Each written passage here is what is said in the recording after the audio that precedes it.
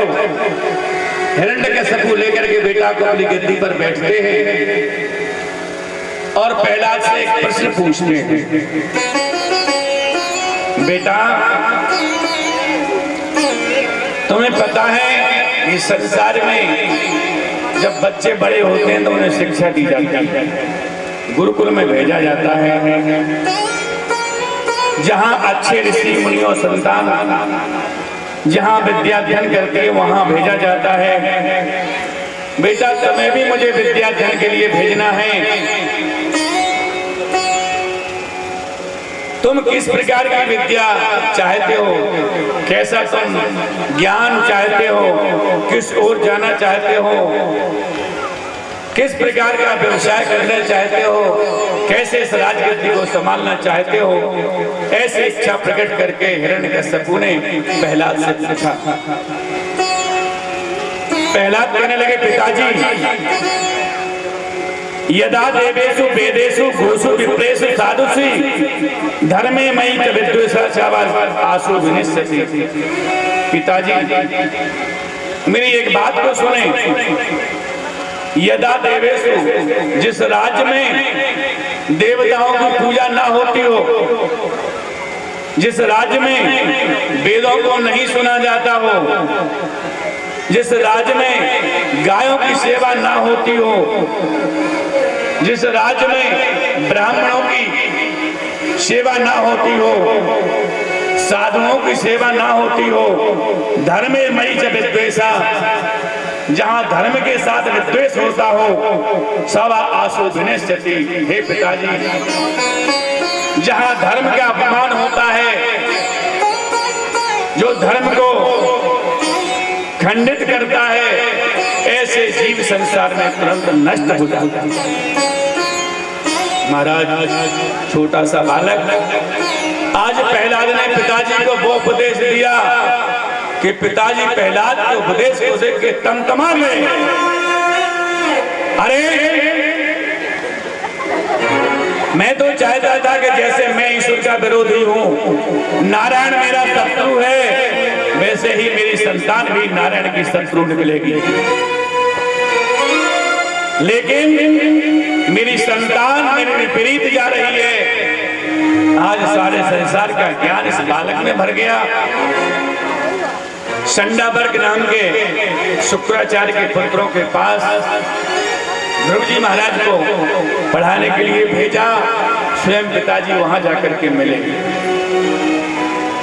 बेटा प्रहलाद,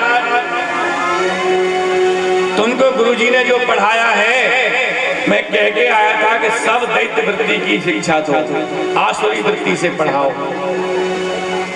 गुरुजी ने क्या पढ़ाया?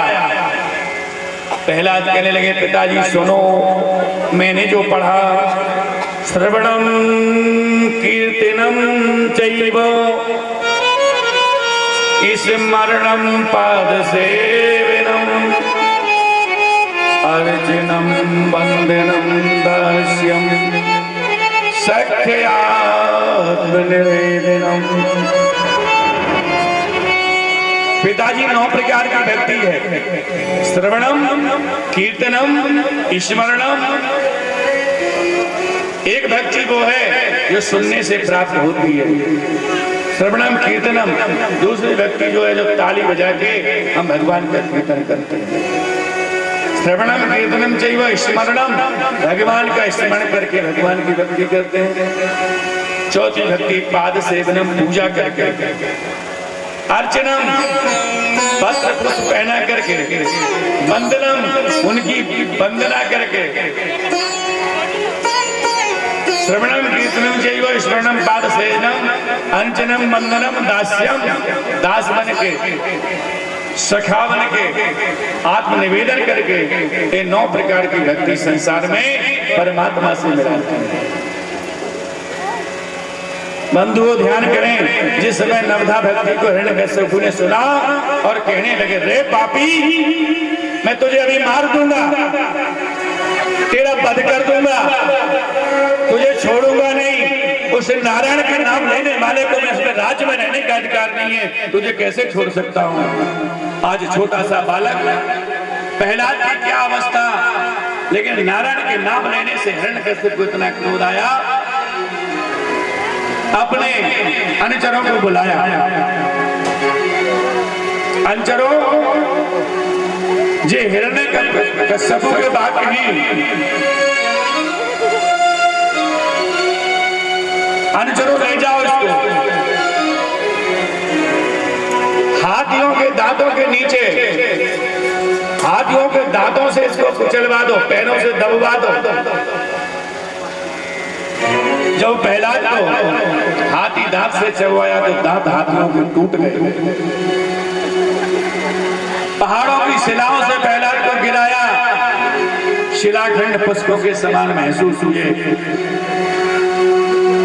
अग्नि के झुंडों में प्रहलाद को छोड़ दिया, अग्नि उसी दाम में आती, अग्नि ठंडी पड़ गई। जिन अस्त्र धारदार अस्त्र थे, उन अस्त्रों को प्रहलाद के गले पर चलवाया, लेकिन अस्त्र भी मोथरे हो गए। आओ, अनुचरों को बुलाकर, जल्लादों को बुलाकर कहा, इसे पानी में डुबा दो। वरुण देवता ने रक्षा की, पहाड़ों से गिराया, पानी में डुबाया, हाथों से कुचवाया, अग्नि में दबाया, सब कुछ किया। प्रहलाद, कारण क्या है तुम बच रहे हो? प्रहलाद ने पिताजी से कहा, हे पिताजी, बचने का कारण है विष्णु शास्त्रे से युगमासु मई चासर व्यवस्था। वह विष्णु सारे संसार में है, वह मेरी रक्षा करता है। अब तो विष्णु की बात सुन करके हिरण्यकश्यप और क्रोधित हुआ। विष्णु सारे संसार में है, विष्णु सर्वेषु भूतेषु, सारे संसार में विष्णु है। अब तो तेरी रक्षा विष्णु करेगा और मैं तुझे अवश्य मरवाऊंगा। आज मैं तेरी भेंट ऐसी चीज से कराऊंगा और स्वयं देखूंगा कि तेरा विष्णु आकर के कैसे रक्षा करता है तेरी। महाराज, सभा के बीच में एक तप्त खम्मे को लगवाया, जो खम्मा अग्नि से समान प्रज्वलित था। अगर तेरा परमात्मा सब जगह है तो इस खम्मे में भी होगा। यद्यपि तप्त खम्मे की कथा विष्णु पुराण से है और खम्मे की कथा भागवत से। अगर परमात्मा सब जगह है तो इस खम्मे में भी परमात्मा होगा। विचार किया ध्रुव ने कि परमात्मा सब जगह बचाते हैं, परमात्मा सारे संसार में है, तो इस खम्मे में भी होंगे। वो नारायण सत्य है। हिरण्यकश्यप ने विचार किया, ये मरने वाला नहीं है तो अपनी ढुंडिका को बुलाता हूँ, वो इसे लेकर के अग्नि में बैठ जाएगी और इसे जला देगी। ढुंडिका को बुलवाया, प्रहलाद को गोद में लेकर के ढुंडिका बैठ गई। प्रहलाद को जलाने की चेष्टा की, स्वयं ढुंडिका जल गई, प्रहलाद बच गया। प्रहलाद को तो भगवान की भक्ति का रस गर्भ से ही चढ़ गया। जिस समय हिरण्यकश्यप तपस्या के लिए गए थे, लौट गया, प्रहलाद का गर्भ अंकुरित हो गया, फिर तपस्या में लग गए। उस समय इंद्र को पता चल गया था कि इसके गर्भ में और बेटा पल रहा है। जब हिरण्यकश्यप दुष्ट है तो बेटा ऐसे ही होगा।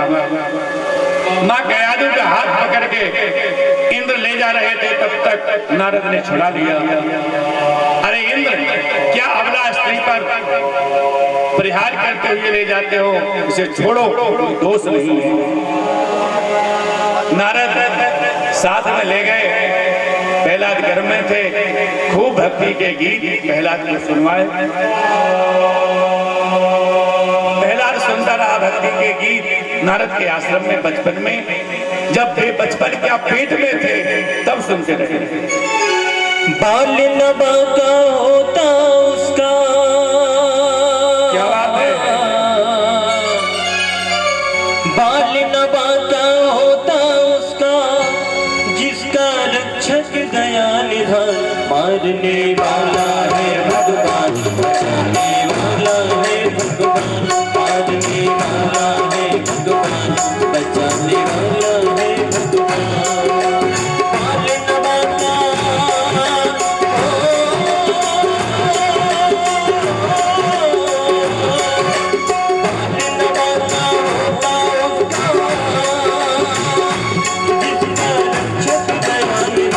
मारने वाला मारने वाला है भगवान, बचाने वाला है भगवान, मारने वाला है भगवान, बचाने वाला है भगवान।